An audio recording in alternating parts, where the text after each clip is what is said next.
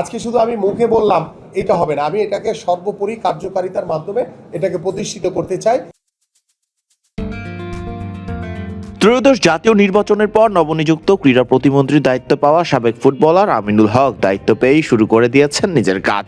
সাংবাদিকদের মাঝে ঢোকা থেকে নিয়ে যা যা ইস্যু ছিল মোটামুটি সব ইস্যু নিয়েই তিনি আলাপ করেছেন গণমাধ্যমের সাথে।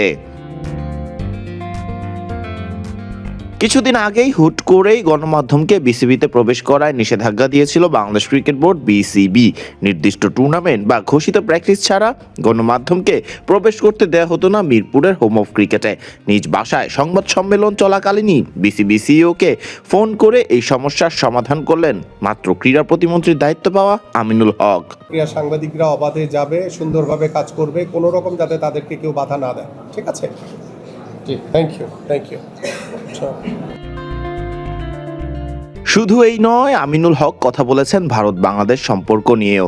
রাজনৈতিক সহ নানা কারণে সাম্প্রতিক সময়তে দেখা গেছে ভারত বাংলাদেশের সম্পর্কের টানাপোড়েন। এই ব্যাপারে আমিনুল হক জানান, আমি আজকে শপথ গ্রহণ অনুষ্ঠান থেকে আসার পরেই আমাদের সংসদ ভবনে ইন্ডিয়ার ডেপুটি হাই কমিশনারের সাথে আমার দেখা হয়েছিল। অ্যাবাউট দিস রিজন আমি তার সাথে কথা বলেছি, সেও খুব ফ্রেন্ডলি, আমিও তার সাথে খুব ফ্রেন্ডলিভাবে বলেছি যে আমরা দ্রুতই এই সমস্যাটি আলোচনার ভিত্তিতে নিরসন করতে চাই, কারণ আমরা চাই যে আমাদের পার্শ্ববর্তী সকল দেশের সাথে যাতে আমাদের একটি বন্ধুত্বপূর্ণ সম্পর্ক থাকে। সেটা খেলাধুলা থেকে শুরু করে সব সেক্টর নিয়ে আমরা একটি আন্তরিক পরিবেশ গড়ে তোলার মাধ্যমে আমরা একটি সৌহার্দ্যপূর্ণ সম্পর্ক গড়ে তুলতে চাই। সাংবাদিকদের প্রতি বিসিবি নেওয়া কঠোর পদক্ষেপ নিয়েও কথা বলেছেন আমিনুল হক। তিনি জানান, আজকের পর থেকে কোনো কঠোরতা থাকবে না, কারণ আমি সাংবাদিকরা আপনারা যেভাবে আমাদের খেলাধুলাকে এগিয়ে নেওয়া যাওয়ার জন্য লেখনির মাধ্যমে আপনারা যেভাবে এগিয়ে নিয়ে যেতে চান, আমি মনে করি যে আপনাদের সকলের স্বতঃস্ফূর্ত অংশগ্রহণের মাধ্যমেই আমরা আগামী ক্রীড়াঙ্গনকে গড়ে তুলতে চাই। সেখানে কোনো বাধা নিষেধ আজকের পর থেকে ইনশাল্লাহ থাকবে না।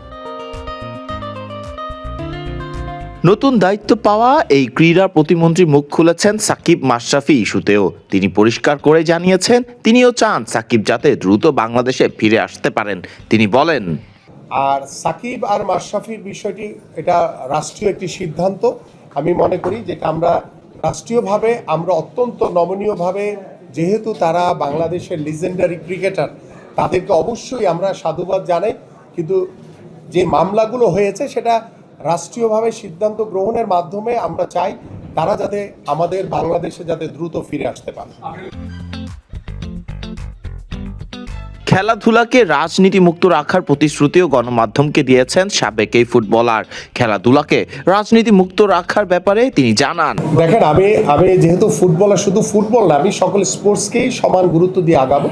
এবং ফুটবল যেহেতু আমরা রিসেন্টলি দেখেছি লাস্ট 6 মান্থ বা লাস্ট 1 ইয়ার যে হামজা চৌধুরী বা আরও XYZ অনেক ভালো ভালো খেলোয়াড়দের আগমনের কারণে কিন্তু ফুটবলে কিন্তু একটি অন্যরকম একটি প্রাণ ফিরে এসছে এবং এটিকে কাজে লাগাতে হবে। আমরা দেখেন লাস্ট আমাদের ম্যাচ কবে হয়েছে আমি জানি না, আপনারা জানেন কিনা, ভুলে আপনারা মনে আছে কিনা জানি না।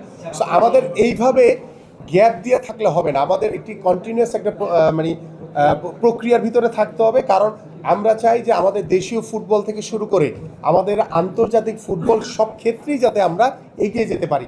আজকে শুধু আমি মুখে বললাম এটা হবে না, আমি এটাকে সর্বোপরি কার্যকারিতার মাধ্যমে এটাকে প্রতিষ্ঠিত করতে চাই। ক্রীড়া প্রতিমন্ত্রীর দায়িত্ব পাওয়ায় মহান আল্লাহর প্রতি কৃতজ্ঞতা জানিয়ে তিনি সবার প্রতি আহ্বান জানান সকল ক্রীড়াবিদ এবং গণমাধ্যম সহ সকলকে নিয়ে এগিয়ে যাবার কথাটিও। সদ্য দায়িত্ব পাওয়া ক্রীড়া প্রতিমন্ত্রী আমিনুল হক বলেন, বাট আমি হয়তোবা আগামী 2 দিন পরে আমি সেক্টর ওয়াইজ প্রত্যেকটি ফেডারেশনের সাথে বসবো। সবার আগে আপনাদের সাথে বসবো, আপনারা যারা ক্রীড়া সাংবাদিক রয়েছেন আপনাদের সাথে বসে পরামর্শ করে, এবং আপনাদের ভিতর থেকে হয়তোবা আমি কাউকে দায়িত্ব দিব আমার সাথে কাজ করার জন্য, যারা আমাকে আল্লাহ রহমতে আল্লাহ বাঁচিয়ে রাখলে এই দীর্ঘ যে স্পোর্টস নিয়ে যে পরিকল্পনা রয়েছে সেই স্পোর্টসে যাতে আপনারা সবাই যাতে আমার সহকর্মী হিসেবে কাজ করতে পারেন। ফারদিন রহমান সকাল, বিডি ক্রিক টাইম।